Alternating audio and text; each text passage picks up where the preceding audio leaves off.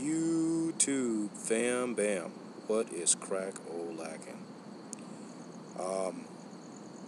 Most of my videos are usually pretty random, and this isn't going to be any different. The only thing I am going to do probably is just kind of give you the Cliff Notes version. I'm going to get the points of my video out of the way first, and then just ramble for a couple of minutes. And I may not even post everything on this because I probably want to talk about some personal stuff, and I don't know if I want to put my business out there like that. But this is my therapy, and it's what I do, so we'll see.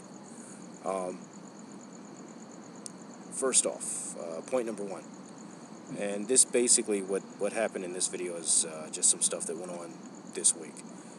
Soldier 172, or 172nd Soldier, or whatever your screen name is. It's something like that. I don't remember. You know what? I blocked you and I chopped you because you're a freaking moron. You're a closet case homosexual, and worse still, you're a fucking liar. And I just have very little patience for people that are just, liars. Worse still, you're lying to yourself. So,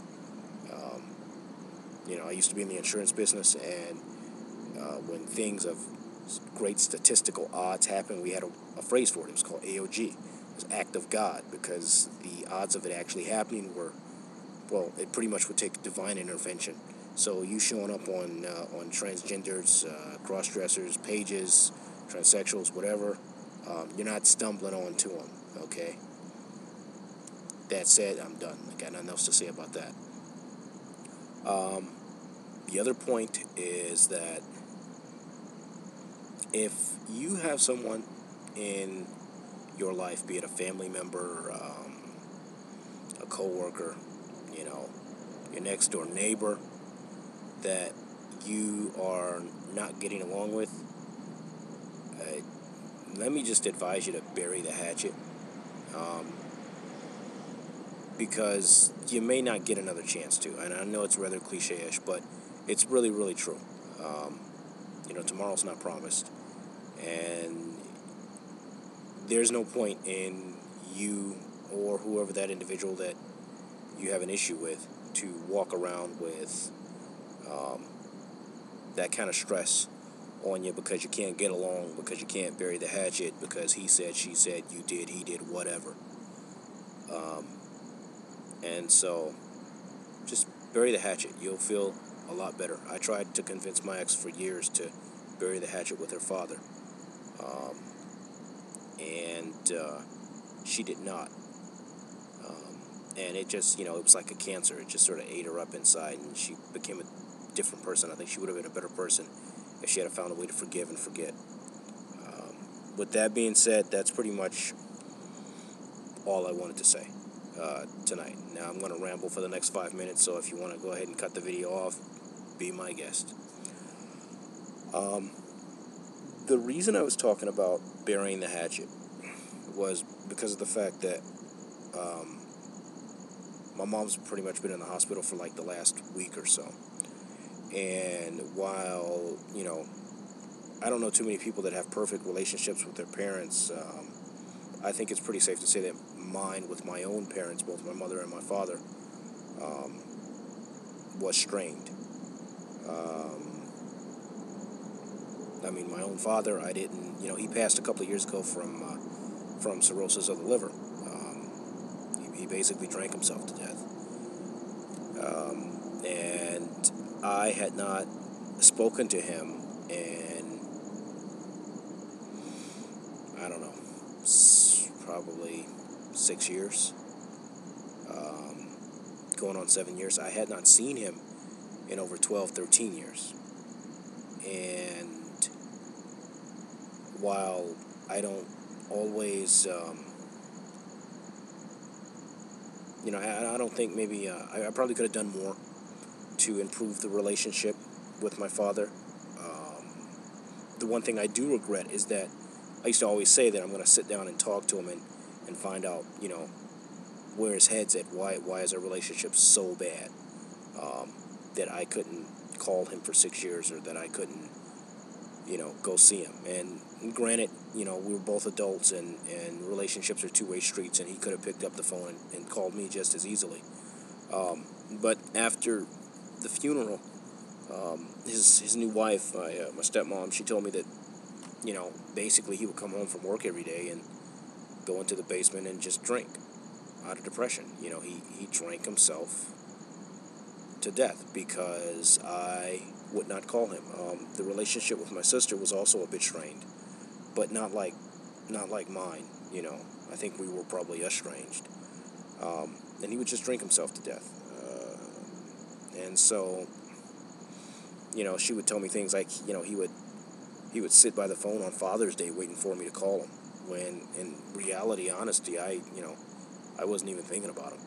Father's Day would come around. That was like, it was one of those holidays. You just was like, yeah, okay, whatever. It's like Labor Day or something. Um,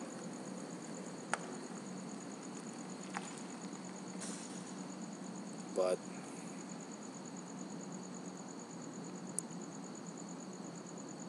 I don't know what the hell that was. Anyway, but yeah, so he wound up passing, and I never got a chance to repair that relationship with him.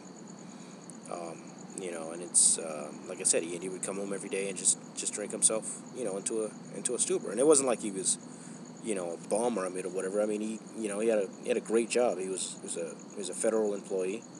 Um, he's probably one of the highest, if not the highest, you know, ranking African Americans in his particular um, branch of the government.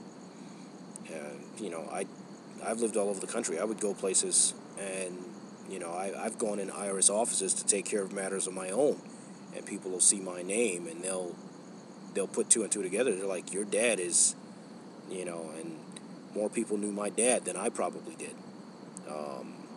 as evident by his funeral, which was a packed house.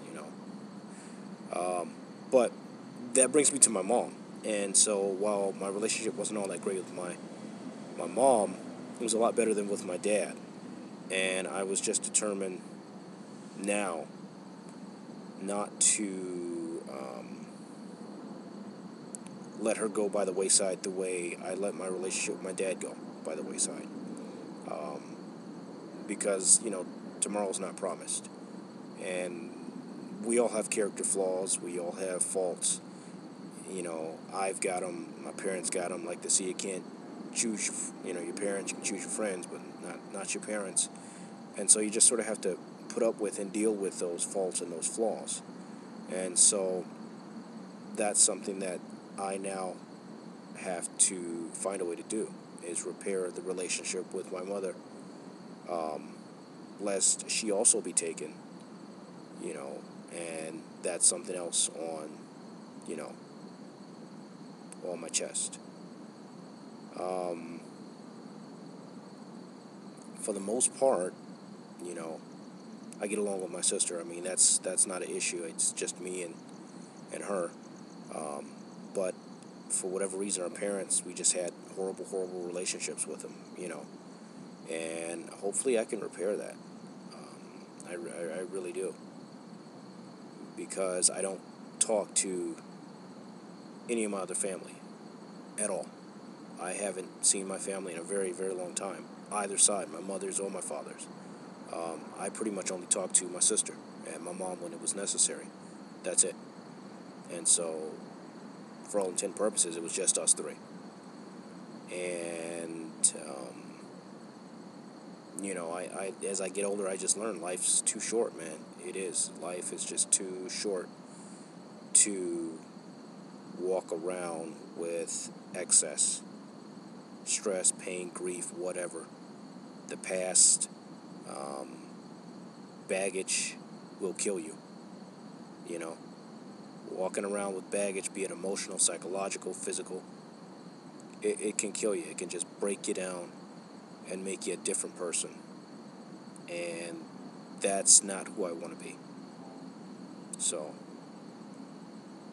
um, I'd be absolutely amazed if actually anybody sat through and listened to me ramble. But if you did, you know, I guess I have to give you 2 gold stars or something. Um, Whoever you have in your family that like I said, you got issues with, Call them up and tell them you love them.